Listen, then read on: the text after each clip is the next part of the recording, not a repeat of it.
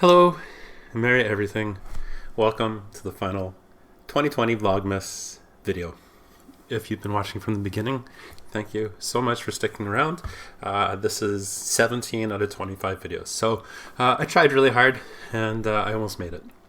Vlogmas has been a lot of fun. I've really appreciated all the messages. I actually have a backlog of messages that I'm trying to get through. So if you've sent me a message and you're waiting for a response, I will, in the coming days, respond. Thank you so much for watching. I really do appreciate it. So it's Christmas Day, the feast of the Nativity of our Lord and Savior Jesus Christ. And we're celebrating, in a whole new different way through this pandemic. Seeing lots of pictures of Zoom. I spent 20 minutes Zooming with my kids this morning, and that was really a nice way to wake up. Not quite the same as having them wake me up at 4:30 in the morning, but still, it was nice to sleep in a little and then get up and talk to them. I made myself a really nice coffee, Irish coffee with put a bit of Jameson in there and the eggnog, and it was perfect for a Christmas morning for me on my own. Last night I went out with my little brother. We celebrated. So I'm gonna make a traditional British, traditional Christmas dinner here in a little bit. Vegan though, so I don't know. I wonder if my dad would have eaten it. We'll see, but I know it's going to be good. First time cooking with jackfruit, so I'm looking forward to experimenting with that. I got a funny message the other day, and that was, why do you say Merry Everything? Are you participating in the war on Christmas? And I had to laugh. And, if you've followed me for any length of time, if you see my posts on the other platforms, it's not unusual for me to post something religious or spiritual. I'm pretty open about being Catholic, of being a believer, and particularly I'm of the more kind of liberation theology is really where I've grown out of. So a lot of maybe more radical, a more radical perspective of Christianity, and I just think I really strongly believe in a single garment approach to Christianity. Is in that, how can you be pro-life yet advocate for bombing of innocent people on the other side of the world, for example, or for the death penalty? I just, the hypocrisy of modern day evangelical Christianity really, really irks me. And that's probably the only time I'll get really upset with someone, or a super traditional Catholic who can't see past Vatican II. I got thinking, am I participating in the war on Christmas by saying Merry Everything? And I have to categorically say no. There are 9 global holidays in the month of December. When I went for a walk with my 2 friends who are Jewish, I wished them a happy Hanukkah. And we talked about the story of Hanukkah. I even considered putting a video about that story here on the channel, but at the end, I'm not Jewish, and I didn't feel that it was my place to tell that story. But, that story of light. And, we had the solstice 4 days ago, 3 days ago, whatever it was, the 21st. And, living in northern Canada for as long as I did, I fell in love with the solstice because I knew winter was over, and I could look with hope to each day getting longer and longer. I lived in Edmonton, which is the furthest north, most populous city in the entire world, and it was dark and cold, minus 57, minus 62. I'm pretty sure minus 62 or minus 63 I've experienced. And the minus 50s were very, very common there. 9 global holidays celebrated in the month of December. I think we're going to enter Kwanzaa here in the coming days. Today is Christmas. And when you look at it from kind of that hegemony of the dominant Christian culture, where maybe equality is a threat to your sense of supremacy or white supremacy, that might say more about you than it does about someone just wishing everyone a Merry Everything. And a lot of people are surprised when I talk about being Catholic, or I will say something like, I still consider myself Catholic, or I didn't leave the church left me. I've even had 3 priests reach out to me from my video that I did about being trans and Catholic. I'll sometimes get messages from evangelicals about that who want to debate like whether Catholicism is a real religion, and I just ignore those ones. I always find it strange, like, why am I supposed to defend Catholicism? But at any rate, people are surprised when I talk about my faith. And in the wake of my divorce and in the wake of my transition, I really had to understand and rebuild my faith. A couple of things about me. I went to boarding school in a Benedictine monastery. I wasn't a monk, but I did grow up in a monastery. Like, I grew up surrounded by the rule of Saint Benedict, which is a 4th century monastic order and rule of life that was really instilled in me about work and prayer and ut in omnibus glorificator Deus, that in all things God may be glorified. That's their motto. And it was really a fascinating, to live this medieval life in the middle of the modern world. As well, after high school, I really felt called to the priesthood. So I joined the Society of Jesus, or the Jesuits, if you know that more commonly, like maybe Georgetown or Loyola. They run universities in the States and are famous for other things in Europe. I am rooted in Catholicism, traditional Irish Catholic Catholicism, but I'm also educated. I have taken countless courses on Hebrew scripture, Christian scriptures, patristics, church history, medieval history, apologetics, a lot of theology, philosophy, and I tend to approach things very critically when it comes to faith and religion. And so one of the things that I did post-transition was I really needed to break my faith down, understand my faith. And I started diving into the roots of Christianity, specifically the Christianization of pagan traditions, or maybe the paganization of Christian traditions. I think there's something to be said there. And I've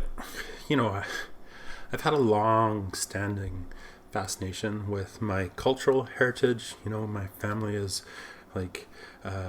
so my father's from Scotland, but by way of Ireland through the potato famine, through England and Scotland, and then eventually Canada. So his family, very impacted by British imperialism, and really my dad was kind of the last gasp of the British Empire in terms of when he grew up. So I have that in me. I can speak Empire very well. My mom is Croatian, but her mom was Welsh, and so Welsh, Irish, Scottish, English. I know Ancestry.com or DNA and Me 23 or whatever it is. I could do that and spend the $150, but I know for the last 250, 300 years where my family is from, and I have a really good understanding of my cultural background. I don't have a lot of connection to my Croatian heritage, my Slavic heritage. So if you're Croatian, you're Slavic, and you want to reach out, please, I would love to learn more. But I tend to come at things with this long-standing fascination of Celtic tradition, Celtic mythology, Celtic legends, and I have an understanding of Celtic history from Julius Caesar pushing the Celtic people all the way out to the sea, and then the diaspora to Ireland, Wales, Scotland, parts of southern England, down to Spain. There's a pocket of Celtic people in France, Brittany, I think. I could be wrong, but anyways. And, when you look at the team I cheer for, soccer team I cheer for, Glasgow Celtic, I know who my people are. We're Fenians, we're Hibernians, we're displaced people. But I've had this long-standing interest in my cultural background. And so I really went into Irish mythology, Irish traditions, pagan traditions. St. Patrick did not chase the snakes out of Ireland. St. Patrick chased the pagans out of Ireland. The Druids were a threat to Roman rule, both in Gaul and in Britain, and so they were exterminated. And just understanding where they came from. And so it's Christmas time. I want to bring it back to Christmas. And any You'll sometimes see people who are doing the initial kind of, they've seen a meme or a research, they've done some reading or something, and it's like, oh my God, Christianity is a fraud, and it's all based on Sol Invictus, or the cult of Mithras, or something like that. And that's not wrong at all. And if you do any research, any reading, any educational material, you're gonna learn this really, really quickly. Like you don't have to scrub the layers very deep to find this stuff out. So it's Christmas, and from a Celtic perspective, yeah, we got the Yule log, we celebrate Yule, holly, mistletoe, like these were things that people did. The Christmas tree, O Tannenbaum, yeah, the Germans, the northern Germans, Visigoths, Goths, whatever, they worshipped trees, and St. Boniface came along and chopped them down and included it in the Christmas tradition. But, there was an appreciation for evergreens, and in all across Europe, and I'm coming from this from a European perspective, but there was this appreciation for the evergreens, and you would bring evergreens into your home, and you would decorate it. And so, you would want to welcome the wandering spirits home, and so you would have ornaments, you would light candles in the trees, and this was common throughout pre-Christian Europe and Britain. And my sister sent me an ornament in the mail here, and I'm so glad she did. It says East Van, love it so much. And so like ornaments have been a big deal for thousands and thousands of years. Like from a Roman perspective, like let's talk about Saturnalia and the Feast of Saturnalia, because that sounds like a party. And so Saturnalia occurs just before the solstice, like I think the 17th or so. And I've always been interested in how it lines up with Gaudete Sunday, which is the Pink Sunday. One of the traditions of Saturnalia was to give candles. And like if you've ever seen an Advent wreath, you'll see there's 4 candles. You have 3 purple ones and 1 pink one. And, purple was a very expensive dye in ancient times, and children would be given purple wax candles in ancient Rome as part of Saturnalia. But the 3rd candle is pink, and that's because as Advent, which Advent is from the Latin ad and venere, advent, to come, because Christmas is coming, or the solstice is coming.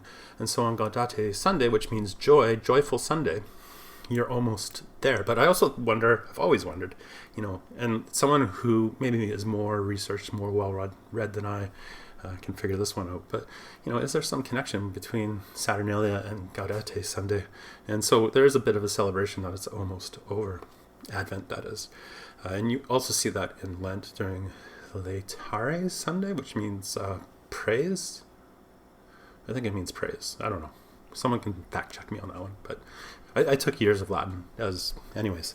And so Saturnalia.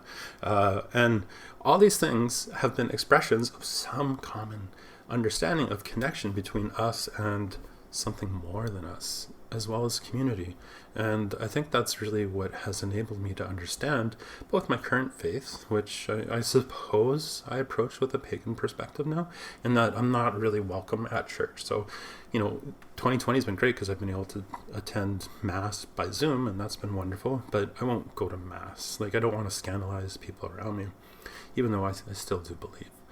I believe very strongly in this common expression of something more than us, this expression of, call it the universe, call it, the spirit, the great architect, whatever you want to call it. Like, there is something that connects us, and we were created for something more than to just exist. And I believe firmly that it's to love and to be loved, and to share that love with each other. And so when you go back to the Gospels, Gospel of John, which, is different than Matthew, Mark, and Luke, but Gospel of John, God is love, and in the beginning, God, Logos, and all that. So, thanks for sticking around to watch me blather on. I'm not drunk, but I am drinking.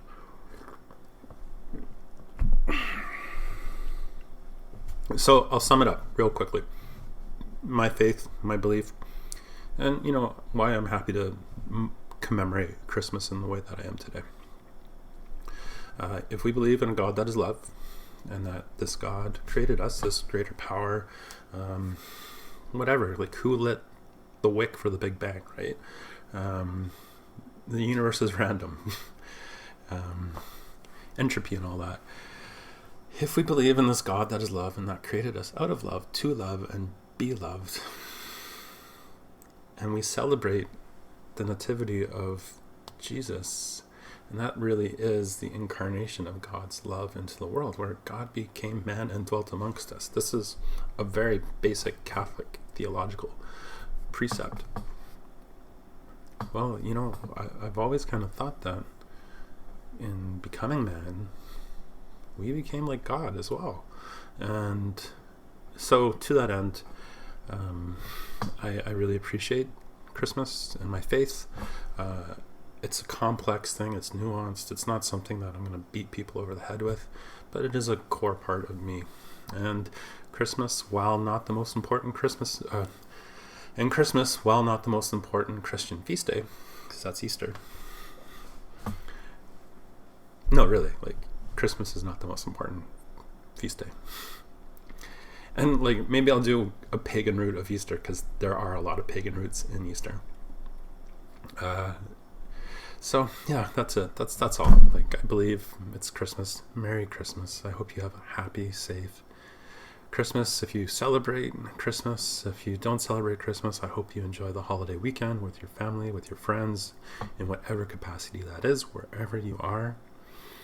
And thanks for putting up with me these last 4 weeks of Vlogmas and sticking around for 17 videos of Vlogmas. I probably will do this again next year, but I think I will have more thought surrounding it, planning it out more. So 2 videos I'm going to be working on in the coming weeks. One is 2 years on YouTube. So I mean, it's more YouTuber focused than trans focused, but I'll do a 2 years on YouTube video. And then as well, the big one that I want to do is the 3-year HRT update, which I'm approaching, or basically as of the 27th of this. I took my first blocker December 27th, 2017, finasteride. So yeah, 3 years HRT basically, and so I'm going to do a video about that and my approach to starting estrogen and how that all changed. And that's it. That's Vlogmas 2020. That's a wrap. Thank you from the bottom of my heart for watching, for sticking in there, for the messages, and I really, really do appreciate the people who watch these videos. It's been something, and I think that's been a great Christmas gift, is to see those watching and knowing it's people who really do care and who messaged to tell me that. And thank you. There's been some hard days this month, and some of your messages have warmed my heart on those dark nights. So again, Merry Christmas. Tomorrow is the Feast of St. Stephen, followed by the Feast of Holy Innocents. Yeah, I know all this stuff. The Feast of Mary, Mother of God, on the 1st, and ending the Christmas season, the 12 days of Christmas, which again has a pagan root, is the Feast of the Epiphany on the 6th, where, pagan wise men came and gave frankincense, myrrh, and gold to Jesus as an infant.